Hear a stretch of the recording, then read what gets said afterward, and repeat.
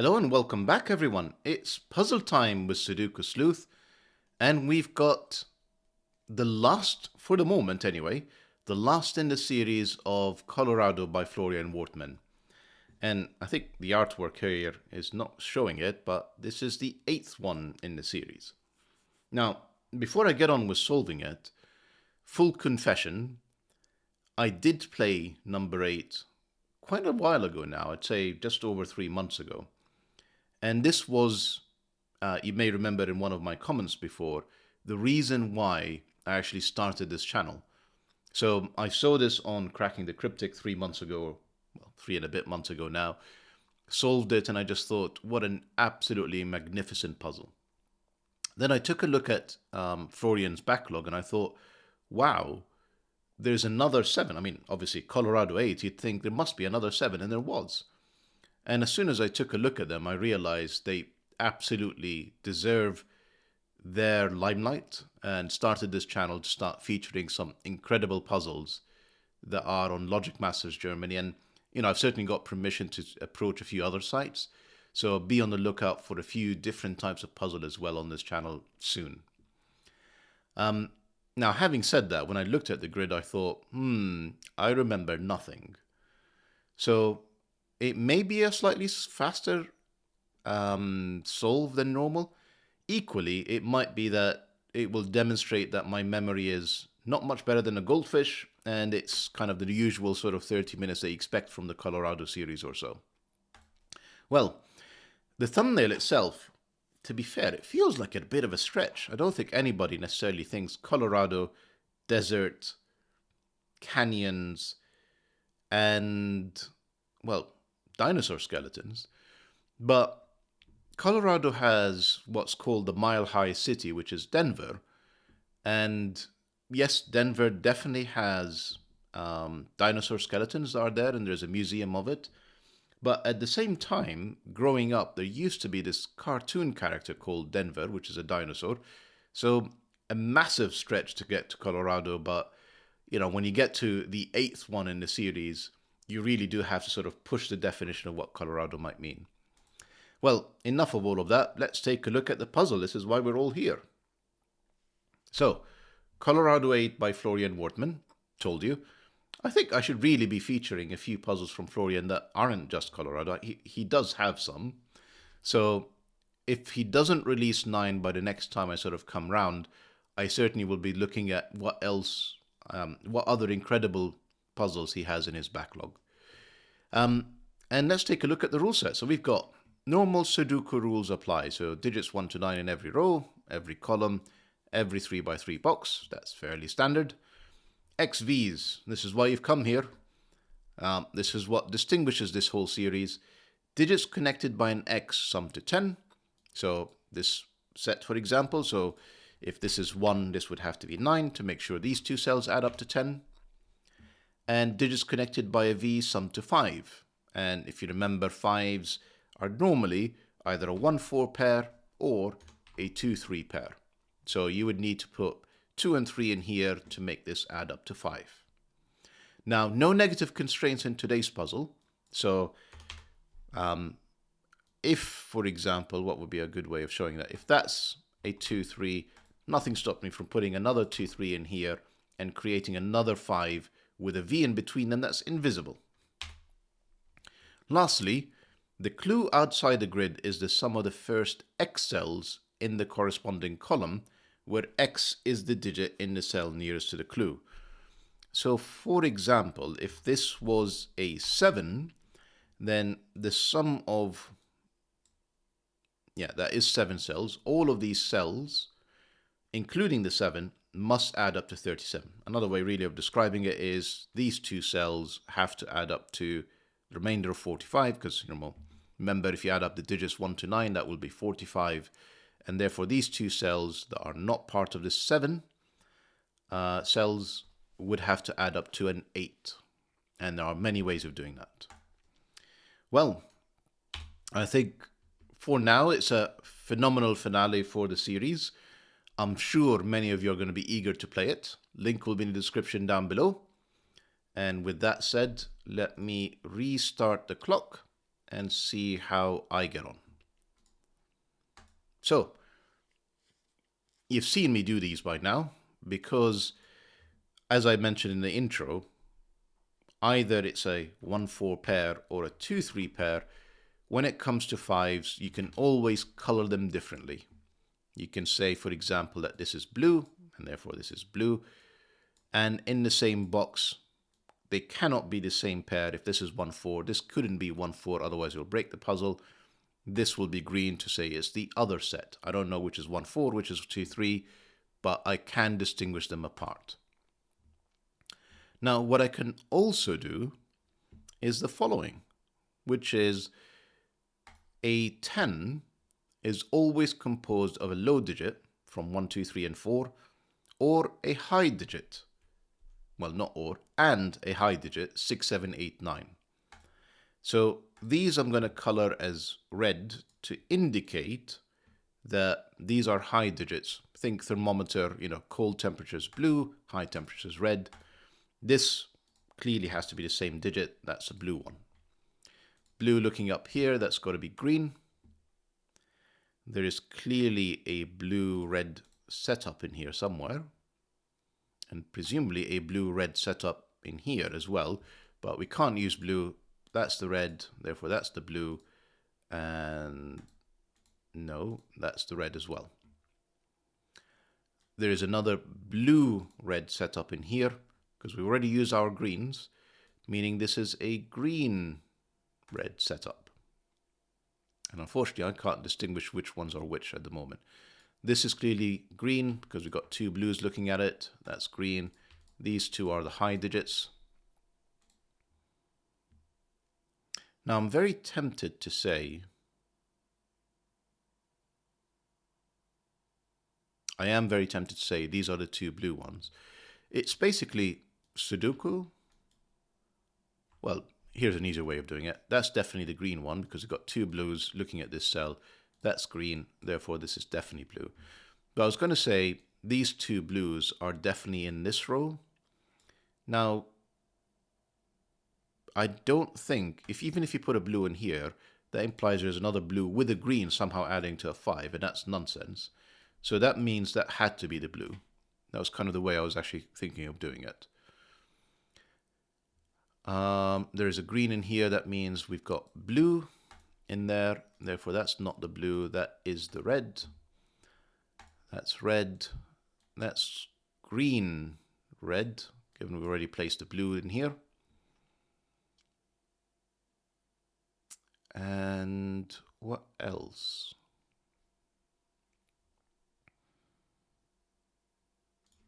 Got two blues. That's a green, red.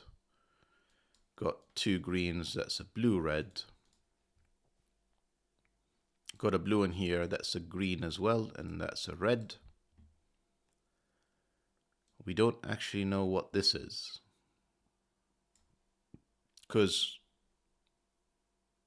we're only using one of the low digits, and therefore if it's green, that can be read just fine. If it's blue, well, I've only placed one blue in the box, and there's only one blue in the column. So this feels like an unknown for now. Now, the other thing that I do in these series often is start coloring start blocking off, I should say, not coloring, where low digits cannot be. And for example, actually, let me just fix this one. That's clearly not green anymore, and that's not red. For example, taking a look at row 3, we've got two blues, two greens. None of these are going to be low. None of these are going to be low in box 3. None of these are going to be low in row 1 because we've got two blues, a green, and a green. We are missing a blue though. As you can see, the shading helps. In box 2, that's got to be it. We are missing a green as well in here somewhere with the second green. Let me just leave that alone for the moment and just see where else I might be able to spot it. You can see there's a blue down there to finish the column. Clearly it wasn't in here because we already placed two blues. We need a green in here in this row. It's not there because we've already got two of them. It is in one of these two. However, we've got 2 greens, 2 blues already looking at this cell. This is not it. Nor in row 4 here. I have placed all I need, 2 greens and 2 blues in row 4. It's none of these. I've got 2 blues and 2 greens. It's not that one. So I need a green in here somewhere. I need a green and a blue in here somewhere.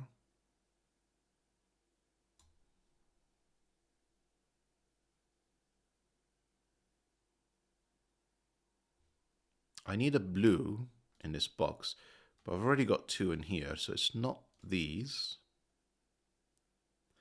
And I need a green. It's not there either in this column because of these 2 greens. So it could be this one or it could be that one.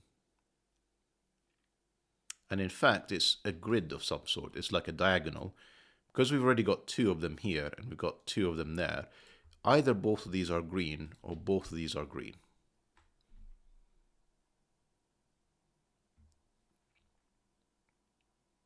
I don't know where the blue is, unfortunately. I may have to go down the route of trying to use letters to figure out where things may be. And I may do that fairly soon. I just try and see if I can spot anything else. There's definitely another blue in here. There's definitely another green between these 2. There's definitely another green between these 2. There's a blue and a green. Yeah, lettering time. So, what I will do is something that I've done often, which is essentially, as long as you're consistent with the X's. So I usually go with A's and D's for blue, B and C for green. It really doesn't matter which it is, as long as you're consistent in your application of it. And then the other part of that is the X's. You have to be consistent in your application of what does the A partner with, and I just tend to basically use diagonally across from the E in the center. So that would be an I, for example. That's an A, D, F. I'm going to go with B and C in here. Therefore, this is C and G. I don't know what these are. B, C, G, H, B, C. This is A, I's. This is GH, BC. I know what this is. That's a D, A, D, D, A, D, F. Nope, D. I now know I need an A in here. I need another B and C in there, but I don't know which one it is yet. Kind of wondering if I picked the wrong side to put the letters on, because it would have really helped me to disambiguate. I may redo that if I need to. Yeah, because basically all the BCs except this one, it's not really known, so it's not proving that helpful to have done this.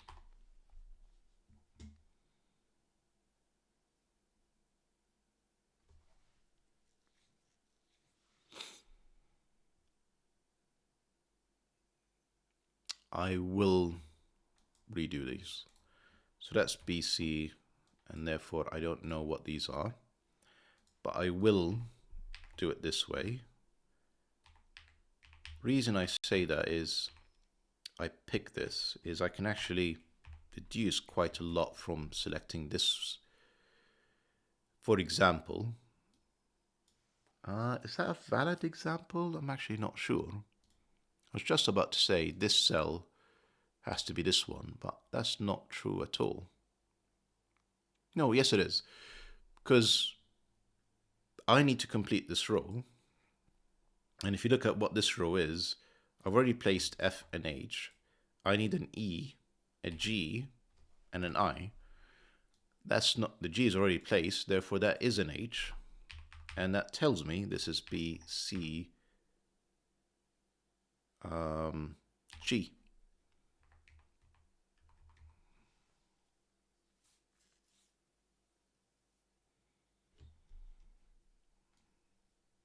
So I've placed all of these. This has to be the G, therefore. You can see kind of the G between these two, eliminating it all in here. It's not this one, and it's not that one. That's the G. H's, I need to place one in here somewhere. Not going to pencil mark that though. I do know what this cell is. That's an F, because it was sort of eliminated down here. I need an F in here. In fact, I can do better. That's an I, that's an F, that's an E. These are all red. Now E is always a 5. So we're 10 minutes in. I can actually put a digit if I really want to. I'm not that keen about it. So just assume I've already placed a digit under the 10-minute mark. I know what this is as well. That's a G. Therefore, that's an H. That's a B. I need to place a C in here. Well, let me clear up a few things. One of these is a C.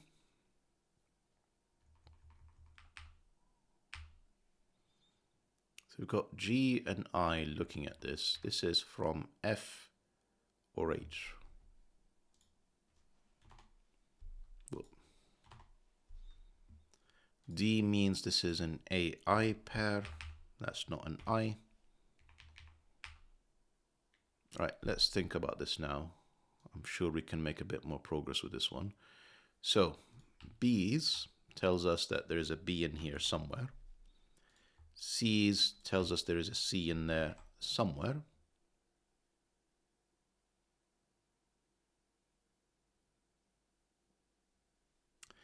Look at that.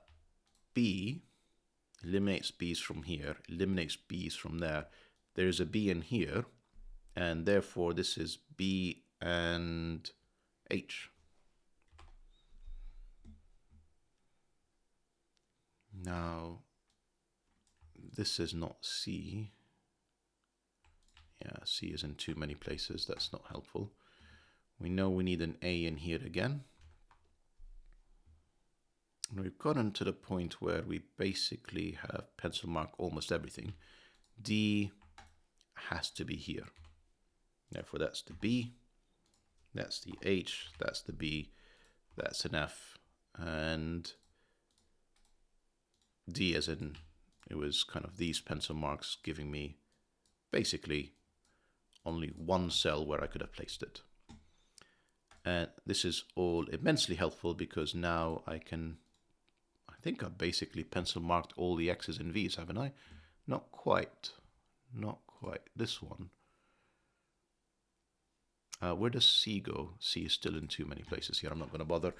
So this is either a B with an H this way, which is possible. It's not C or G because they're both staring at this cell, leaving no option for that cell if it was a CG setup. That's BH. That's the red one. That's the green one. Now, I needed, well, let me finish that and then it'll be a little bit more obvious. C and B. I need a C in here. It's not this cell. None of these cells. That's the C. And that's nearly all of them done at this point. Nearly. We know what these are. This is E, F, and G. We know what these are. This is A, H, I. We know what these are. This is E and F, I'm going to say. This is also E and F to complete the row. This is E, F, or H. It can only be an E because F and H are already placed, pencil marked. Therefore, that's an F, that's an H, that's an E, that's an F.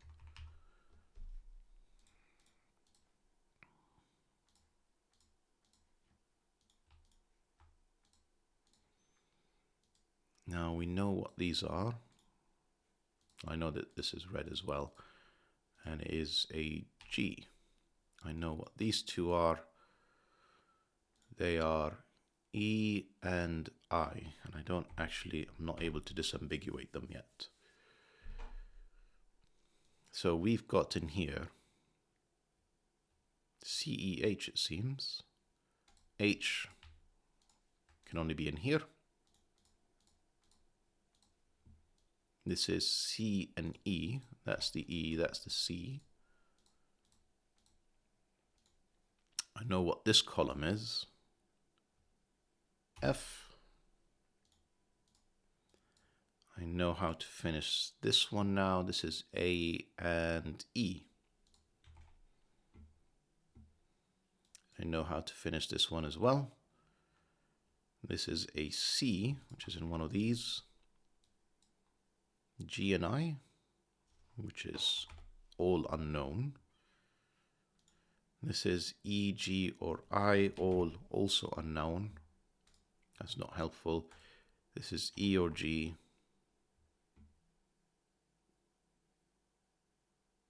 Really?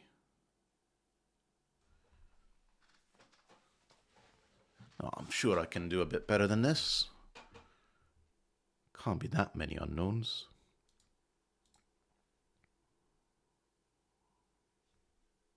I haven't missed any. No.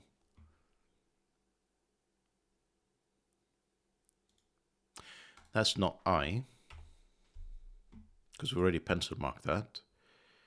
We've already done the E's and G's. This is C and H. And I'm fairly sure I know which way the order is. You see, a 37 is quite a high requirement. And therefore I need to have an 8 left.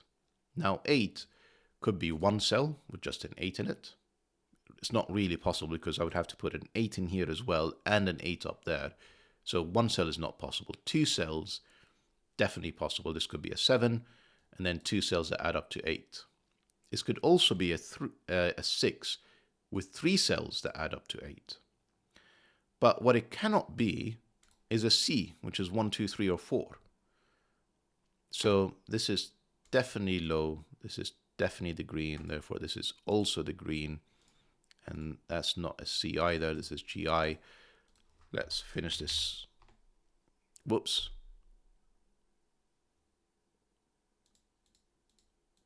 Whoops. Well, I'm still happy with this being the C, and therefore this being the C. What I clearly screwed up is the pencil marking for these. So that is EG.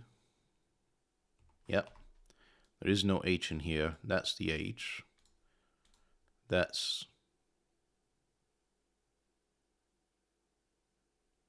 has to be the G. That has to be the E. Again, remember I said it has to be 6 or higher. Not the most intuitive way of going about doing this. H's tells me this is the H.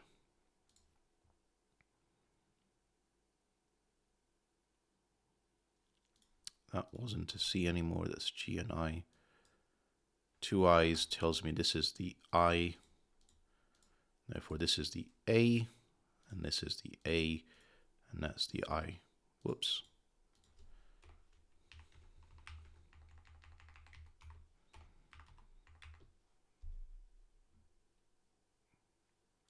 A, E, A. These are E's, that's the E. This is not F. This could be the G, yep. And this is the F, right. So, actually that's not true. I was just about to say we've fully marked everything. That's not true. That's G. That's not, none of these are G now. We have an EI pair, which would normally be a deadly pattern unless we have something to help us break it, but we do have something to help us break it, which is the 37 clue. So we said this could be 6 or 7. It's not 9 and it's not 8. Again, 8 would mean that I'd have to place an 8 in here and an 8 in there. So this is 6 or 7, meaning either these 2 cells add up to 8 or these 3 cells add up to 8.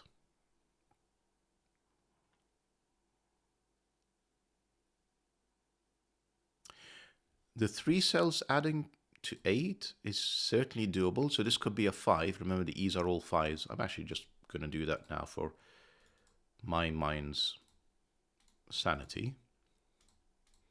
So this could be a 5. And then 1, 2. Providing that this is a 6. Now the G partners with the C. So this could be the 4. And therefore this could be the 1. This could be the 2. And therefore this could be the 3. And all of that would actually work if this was a 5. And this is a 6. Now the other possibility is this is a 7. And these two must add up to 8.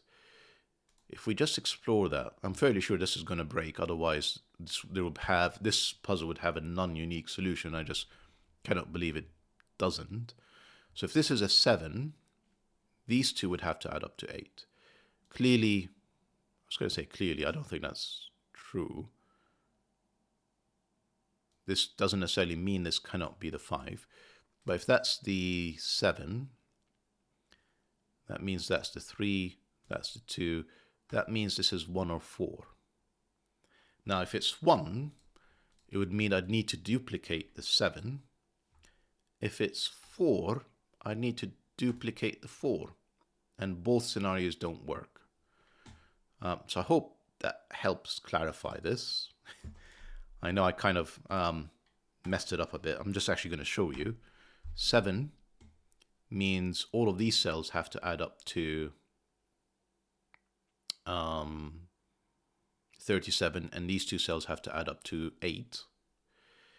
This was a G, therefore this is a 7, a 3, a 2. This is now 1 or 4. Now if this is 1, to get to 8, this would have to be another 7 breaking this. If this is 4, this would have to be another 4 also breaking it. So this is not 7. In fact, I can actually, let me do that first. That means this is E, I, E, I. And let me fix the colors.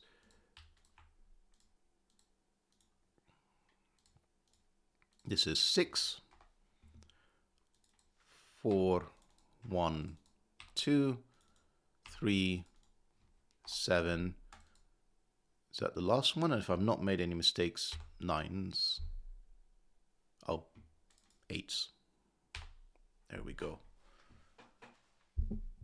Just an absolutely incredible puzzle, Florian. It's, like I said, it's the reason that I got into this. It's phenomenal.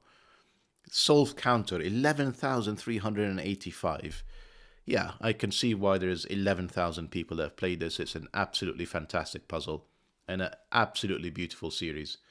Well, I hope you enjoyed your summer vacation and we're really looking forward to Colorado 9. Doesn't feel appropriate to be ending the series just yet. And for viewers of the video, I hope you enjoyed it as well. Looking forward to reading your comments and see you back for the next one. Bye for now.